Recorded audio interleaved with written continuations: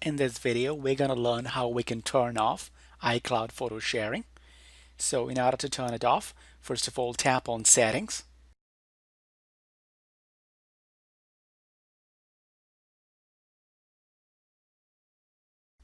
and then scroll down,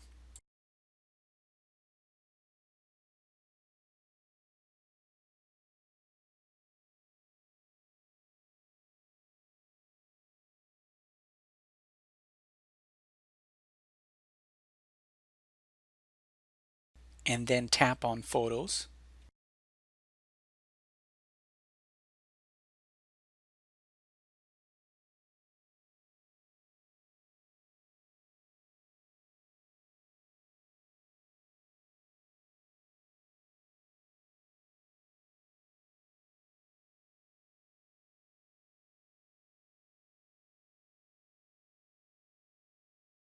and then move the slider next to iCloud photo sharing to the left to turn it off.